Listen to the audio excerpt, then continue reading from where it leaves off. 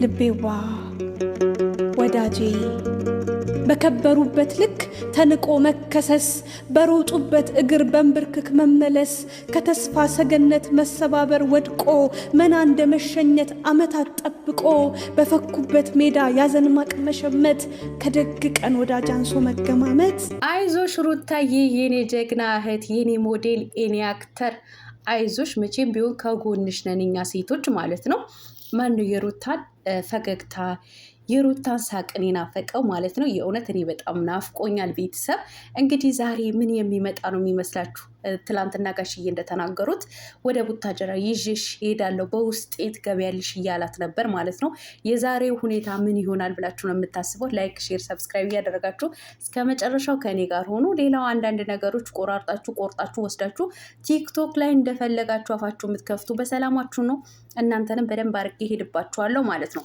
ሌላው ትላንትና ኤፍሬም ቤዛ ጥላኝ ሄዳለች በአብርሃምና በሩታ ምክንያት ጥላኝ ሄዳለች ብሎ እያለቀሰ መጥቷል ማለት ነው። አቤት እኔ የምለው ወንዶችዬ እንዶ የማልቀስ አጀንዳ ሲኖራችሁ ማለት ነው፣ እንዶ አልቅሱ ሲላችሁ ምን አለበት እንዶ መሐረብ ቢጤ ወይም ደግሞ ሶፍት ቢጤ ይዛችሁ ብትመጡ ማለት ነው። አንዳንዶቻችሁ ደግሞ ግፋችሁ ዙም አድርጋችሁ ስክሪንሹት አንስታችሁ ወስዳችሁ ቲክቶክ ላይ የምትሳለቁ ማለት ነው።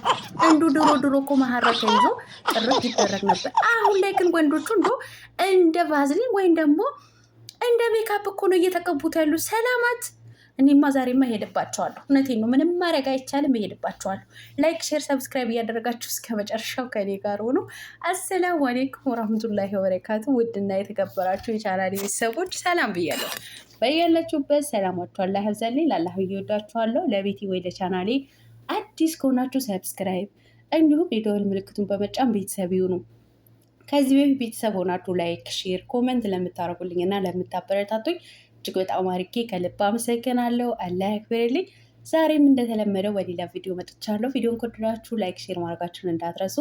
የዛሬ ቪዲዮ እንግዲህ በሩታዬና በኤፋ ላይ ነው ማለት ነው። እንግዲህ ሩታዬ የእውነት በጣም እያሳዘነችኝ ነው ያለችው ማለት ነው። በአሁኑ ሰዓት እጅግ በጣም እየተጎዳች እየተሰበረች ከሰውነት ተራ እየወጣች ነው ያለችው ማለት ነው። የእውነት እኔ አላህ ይድረስላት ብቻ ማለት ነው።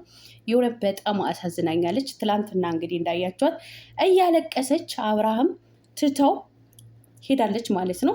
ግን ከዛ በፊት ግን ጋሽዬ ይዤሽ ወደ ቡታጀራ እሄዳለሁ ከውስጤ ትገቢያለሽ የትም አትሄጂም እያሏት ነበረ። ነገር ግን እሷም ያው እምቢ ብላለች። ከዚህ በኋላ ከሱ ጋር አብሬ ባልቀጥል እያለች ነበረ።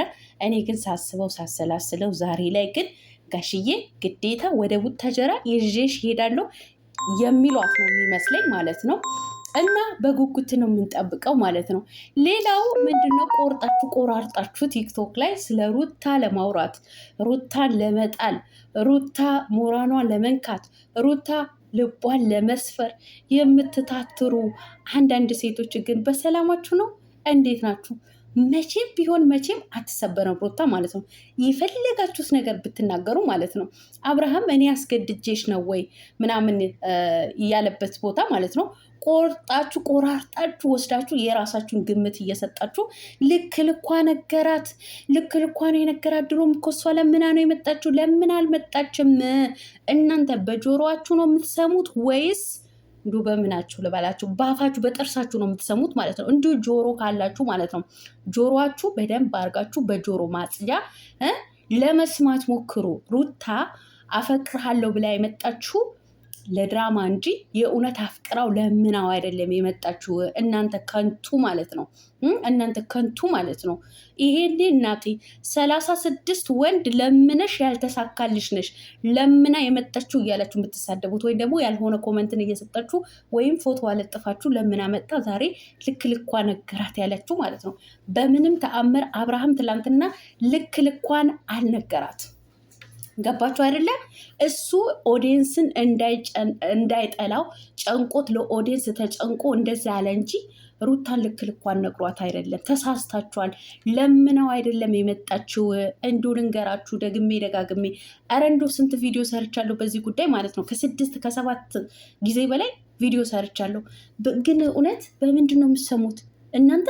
በምንድን ነው? ባፋችሁ ነው ወይስ እንዲሁ በምትራመዱበት እግራችሁ ነው የምትሰሙት? ጆሮ የላችሁም እንዴ?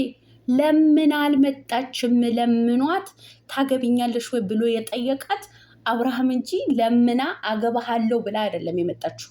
እንደዛ ያደረገችው እኮ ለድራማው ራሱ የሰጣት ካራክተር እንጂ እውነት ለምነው አይደለም። እንዱ መቼ ነው የሚገባችሁ? ሰው ለመጣል፣ የሰውን አእምሮ ለመጉዳት፣ የሰውን ልብ ለመስበር። እኔ ሴት ሆነሽ እንዶ ሴት ሆናችሁ በሴት ላይ ዘመቻ የምትነሱ በሰላሙ ነው። መቼም ቢሆን መቼም አትሰበርም፣ አትጎዳም።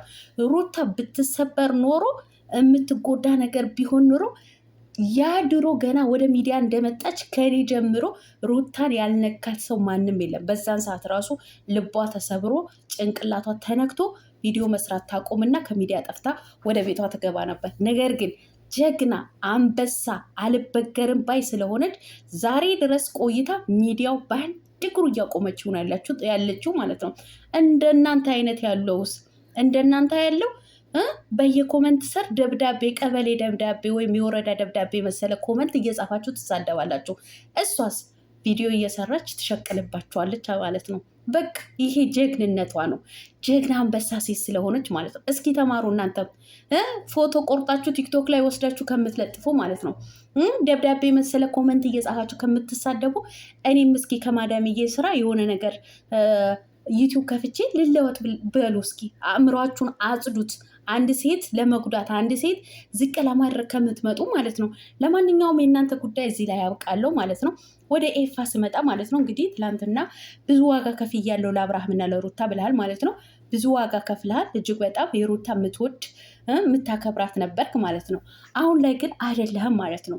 ብዙ ዋጋ እንደከፈልክላቸው በጭቃ አቡክተህ ቡክትክቱ አውጥተኸዋል ስለ ሩታ ማለት ነው። እናም በዚህ ጉዳይ ነው ቤዚ ትታኝ ሄደችው ጊዜ ስላልሰጠኋት ብለህ ነበር ማለት ነው።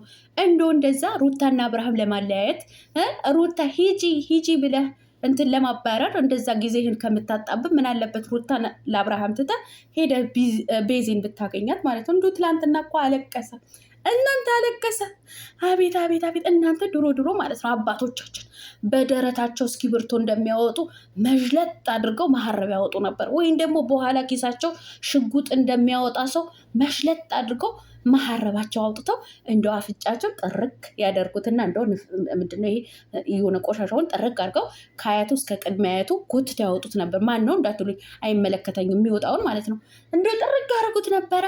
በአሁን ሰዓት ወንዶቹ ሲያለቅሱ እናንተ ቫዝል የመሰለ ወይም ሜካፕ የመሰለ እያሉ ይቀቡታል። ሰላማት እንዲሁ ሰላማት፣ ሁሉም ወንድ አይደለም። ደግሞ መጣችሁ ደግሞ እንዳትወሩኝ አንዳንድ ዩቲዩበሮች ማለት ነው።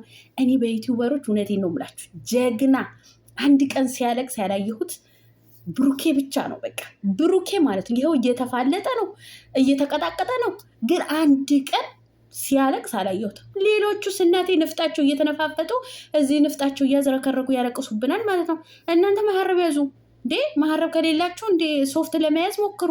እንደዚህ እየተዝረከረካችሁ አትምጡብን። እኛንም ራሱ ወንጀል ውስጥ አትክተቱ። የእናንተ ሀሳብ አስተያየት ስንሰጥ እኮ እኛም ራሱ እኮ ገባን። እናቴ ጉድ እኮ ነው።